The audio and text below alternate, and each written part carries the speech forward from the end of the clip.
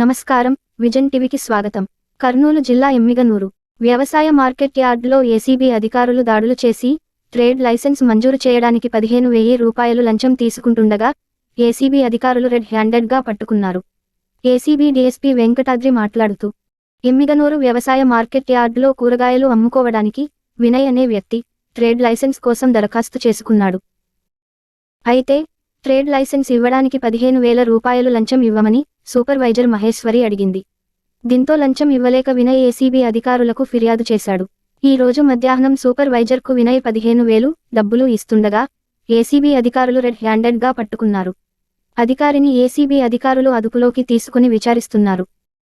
ACB DGP గారు శ్రీ కసిరెడ్డి రాజేంద్రనాథ్ గారి ఆదేశాల మేరకు ఈ దినం సూపర్వైజర్ మార్కెట్ యార్డ్ ఎమ్మిగనూరులో ఉన్న మహేశ్వరి అనే ఆమె వినయ్ కుమార్ అనే అతనికి fruits and vegetables license market యార్డ్లో అమ్ముకోవడానికి ఇవ్వడానికి గాను ఒక్కొక్క లైసెన్స్కి 15,000 రూపాయలు లంచం డిమాండ్ చేయగా అతను ఆ లంచం ఇవ్వడానికి ఇష్టం లేక ఏసీబీ అధికారులకు నిన్నటి దినం కంప్లైంట్ చేయడం జరిగింది. దాన్ని ఈరోజు మధ్యాహ్నం 1:30 గంటలకు సదరు వినయ్ కుమార్ దగ్గర నుండి Maheshwari supervisor market yard Emmiganur ఆమె లంచం తీసుకుంటూ ఉండగా రెడ్ హ్యాండెడ్గా పట్టుకోవడం జరిగింది. దానిపైన ఇప్పుడు దర్యాప్తు కొనసాగుతోంది.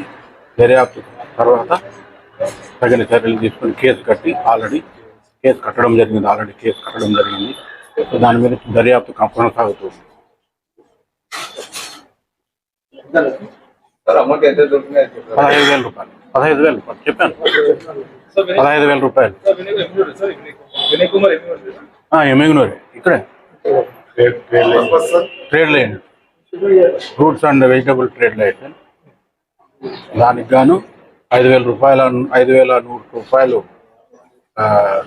చలానా ఇవ్వాల్సి ఉంటుంది. అది కట్టిన తర్వాత కూడా మళ్ళీ 15,000 రూపాయలు ఎక్స్ట్రాగా డిమాండ్ చేయడం జరిగింది. అది ఈరోజు లంచం తీసుకుంటూ ఉండగా మేము పట్టుకోవడం జరిగింది. నా పేరు వెంకటాద్రి, నేను డిఎస్పీ ఏసీబీ కర్నూలు.